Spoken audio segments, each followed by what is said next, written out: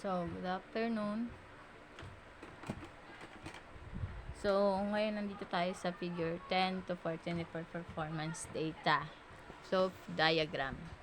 So, as you can see sa diagram ng project communication management po, from the develop project management plan, yung project management plans po is magpo-proceed po siya dito sa report performance po. Pagdating naman kay control scope, kay control schedule, yung dalawa po yan, dito po papasok sa work performance measurement. Then, ganun din po kay control cost. Kay budget record, kay budget forecast po papasok. Kay direct manage project execution po is yung work performance information. Enterprise organization, saka po siya ng organizational process, asset updates, papunta kay report performance. So, pagdating naman po dito sa kabila, yung apat, which is sa manage project team, monitor and control risks, and administer procurements, and monitor control project work. Lahat po yung papasok kay performance report, then papunta kay distributive information, at pupunta po yan sa report performance. Ganon din po kay performance integrated change control. Papasok po lahat po niya na ipapasok kay report performance po. So, next naman po tayo is yung report performance input. Pagdating naman po kay project management plan, the project management plan provides information of project baseline. The performance measurement baseline is approved plan, the project work to which the project execution is compared, and deviation are measured for management control. The performance measure baseline typically integrates code schedule and cost parameters of the project but may not include technical quality parameters. So, kailangan sa project management po ay nagpo-provide po tayo ng tamang information po sa project po natin. At na-measure po natin yung mga project po na i-deviation po natin para ma-measure po natin yung pag-control po ng ating proyekto. Katulad ng example natin yung schedule po at yung cost parameter ng project natin. Pagdating naman po dito sa work performance information, information from project activities collected on performance result. Katulad na lang ng deliverable status and schedule progress and cost incur. So, lahat po yan dapat naka-integrate po. Lahat yan napaprocess po natin, nako-kolekta po natin lahat ng mga status niyan, yung deliverable status and schedule po. So, next naman po is yung work performance measurements. Work performance measurements. Work performance is information is used to generate project activities, metrics to evaluate actual process compared to the plan. So, dapat daw po yung work performance natin is naka-generate po sa mga activity na evaluate po natin in actual. Katulad na lang netong mga example po natin, yung plan versus actual schedule performance, and yung plan versus actual cost performance, and yung last one is po yung plan versus actual technical performance po. So, dapat po yan, lahat ng activity is naka-evaluate po. Pagdating naman po dito sa budget forecast, budget forecast information from the control cost, yung 7.333.2, provide information on the additional funds that are expected to be required for remaining work as well as estimate for completion of total project work. So, lahat po yan dapat naka-estimate po lahat ng total ng project po natin. Kasi kung hindi po natin mababudget yun, 'di ba? Magkukulang po tayo. So, dapat lahat po ng mga expenses po natin, lahat ng mga remaining work, ma-expend na fund natin ay naka-budget. Naka-estimate na po lahat yun kung magkano po lahat ng mga gagastusin. Lahat ng mga total po. So, pagdating naman sa organizational process asset, the organizational process asset that can influence the report performance assets include, but are not limited to, report templates, policies and procedures that define the measure and indicator to be used. And the last one, yung organizational defined variance limit. So, paano natin ma-define yung variance of limit? For example na lang po is yung iba yung kunwari, bumili ako ng product, kunwari sa fast food, yung mga, diba, naglalabas sa mga fast food, like, kunwari, for example, McDo, yung mga seasonal, kaso naubos yung product na yon. So, syempre, inform mo si customer na papalitan na lang yung product niya, since na ubos na yung dapat, yung gusto niyang bilhin. So, di kapag napalitan natin ng product yun, dun po papasok yung variance. So, kunwari, yung presyo niya po from 150 to 160. So, may variance po tayo na 10 pesos, diba? So, kailangan po natin identify yung variance and limit natin yan para maiwasan po natin. So, yun. Next naman po is yung report performance tools and technique po. Variance analysis. Sabi po dito, yung variance analysis is after the fact look what is cost difference between the baseline and actual performance po. Pagdating naman po sa sa baseline and actual performance, katulad na lang yung pa-process ng performing variance analysis. Depende po yan sa application ng area. Yung mga standard na gagamitin sa actual. For example po dito, yung verify the quality information. Yung nakokolekta po nila na kumpleto sa mga data. Tapos, ikukumpara po nila yun sa actual na na status po na gagamitin po nila ngayon. So, next naman yung determine the variance comparing the actual performance po. Yung difference both favorable and unfavorable to project outcome. Kunwari na lang po is may kunwari na lang is yung maraming ways. So, maraming for example sa mga fast food, diba? Marami silang ways. So, yun. Doon din papasok yung variance po natin. Kasi counted pa rin po yun sa quality collected po. Then, next naman is yung variance analysis.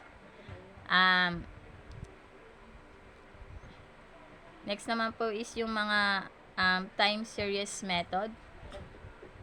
Use historical data as the basis for estimating future outcomes. So, pag sinabi time series methods is yung ini-estimate po natin yung future na kalalabasan ng project natin. Yung mga kikitain natin, yung average na kikitain natin, and then yung mga prediction na may estimate natin sa paglago. So, yung pagdating naman sa casual econometric methods, some forecasting methods used to assumption that it is possible to identify the underlying factors that may influence the variable. So, dapat nakaka-influensya yung forecasting natin. For example, nagbenta tayo ng umbrella sa tag-ulan. So, mabenta yon. Yun yung nakaka-influensya sa atin kasi magiging mabenta kasi tag-ulan. So, yung method nun is magiging linear regression or non-linear regression. And for example pa dito is yung kunwari sa ice cream. Since ngayon, diba, tag-init ngayon. So, magiging din natin yun. Magiging assumption din natin possible na maging factor din natin para may influensya na kasi tag-init. So, maging mas mabenta talaga pag ice cream. Napanapin ng mga tao. So, next naman is judgmental methods. Judgmental methods, forecasting method, incorporate and judgment, opinion, and probability estimate.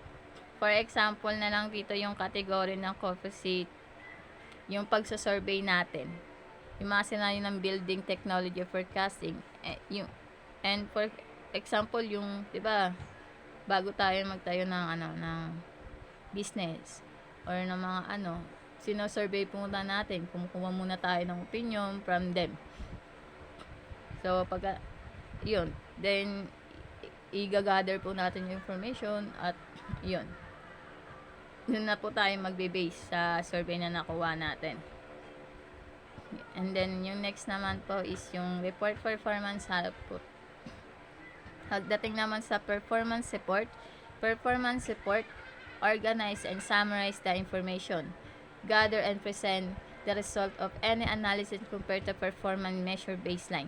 So, lahat po ng, ibig sabihin po niyan is yung mga nagawa po natin is yung kinokolekta po natin as a result of analysis natin.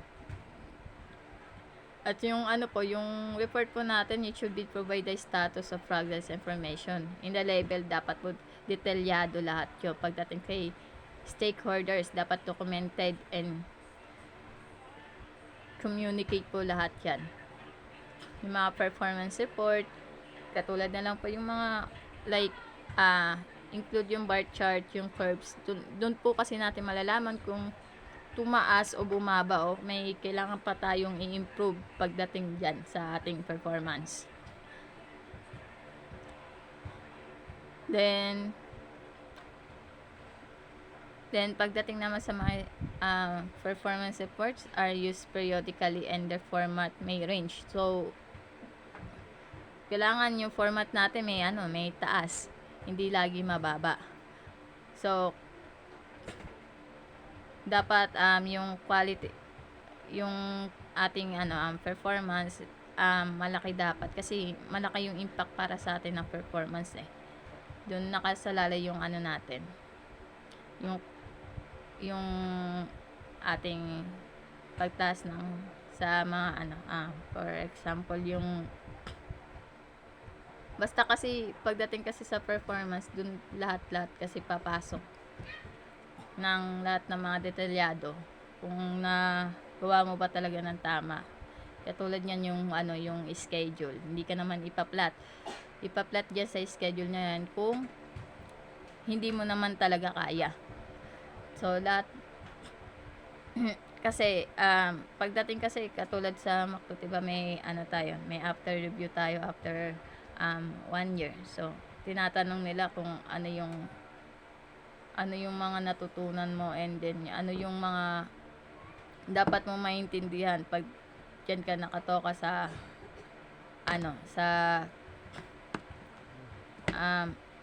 sa station na yan. May tinatawag sila tinitingnan kasi nagbe-base sila sa mga tingnan nila yung performance mo kung maayos ba, kung nagagawa mo ba ng maayos yung mga dapat gawin sa isang trabaho. So, yun lang po.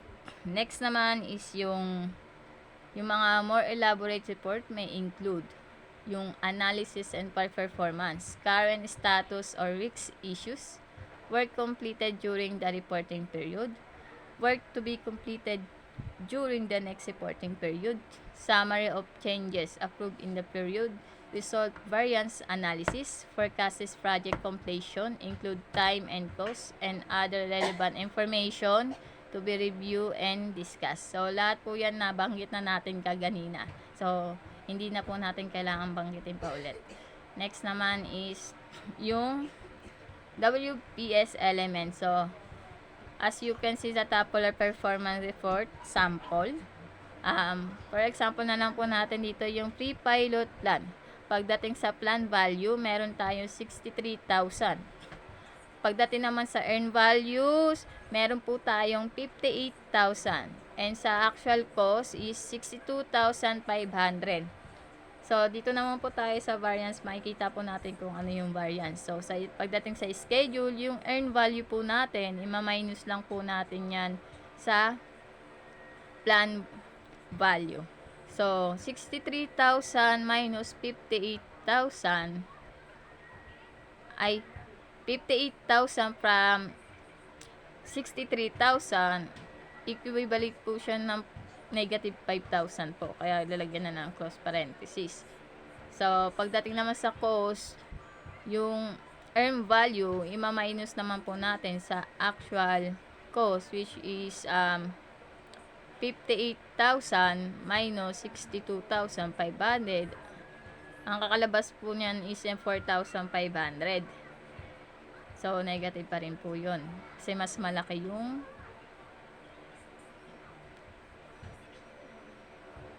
yung actual cost po natin kasi mababa yung 58,000 natin. So, next naman po is yung performance index natin. Paano natin nakukuha yun? Pagdating sa schedule, yung earn value po natin, which is 58,000, i-divide po natin siya sa plan value, which is 63,000. So, pag na-divide na po natin yan, ang kakalabasan po yan is 0.92. So, pagdating naman po sa cost, yung earn value po, which is 58,000 ulit. Then, i-divide naman po natin yan sa actual cost, which is, meron tayong 62,500. Ang kakalabasan naman po niyan is 0.93. Then, ganun lang din po sa mga pagdating sa checklist, curriculum, midterm evaluation, implementation support, practice and manual, and rollout plan. So, lahat po yan dito, ganun lang po yung gagawin. Pagdating naman dito sa baba, lahat po yan is yung from 63,000, 64,000, 23,000, 68,000, 12,000, plus 7,000, then 20,000. Lahat, ang kakalabasan po niyan is 257,000 ang kabuuan. So, lahat po yan pagdating sa baba, ito-total nyo po yan lahat. Then, ganun lang din po yung lalabas. Then, next naman po is yung organizational process assets. So, nabanggit na po din siya kaganina. But, babanggitin na lang po ulit natin. Ibig sabihin ng organizational process asset that can be updated, include, but are not limited. Kailangan daw update daw lahat, pero hindi naman daw limitado yung report ng formats natin at documentation. Yung dahilan po niyan is yung corrective action chosen po na natututunan po natin sa loob ng isang ating company. Yung mga performance report po natin yung mga lesson na nagiging part natin sa ating company. Both po dyan is yung project and performing organization. So, pagdating naman dito sa change request, analysis of the project performance often generate change requests. This change require our process through the perform integrated change control. So, nabanggit na po siya dun sa section 4.5 follow. But, as now, we recommend that corrective action include changes is being expand in the future. So, mas magandang action yung pagdating sa near future, nababago pa naman yung expected natin na performance. So, ganun din po sa preventive action can reduce probably incurring our future negative project performance. So, dapat pagdating sa future natin, mas ganado na. Malaki na yung ating pagbabago. Then, kasi, diba, in-estimate na natin kaganina yung future natin. So, mag-expect na lang tayo dyan ng kung ano yung mga dapat pang baguhin in the near future. Kung kailangan pa bang i-improve o kailangan pa bang may gawin para mas maging quality yung ating magiging expected future, no? So, yun lang po at maraming salamat. Thank you.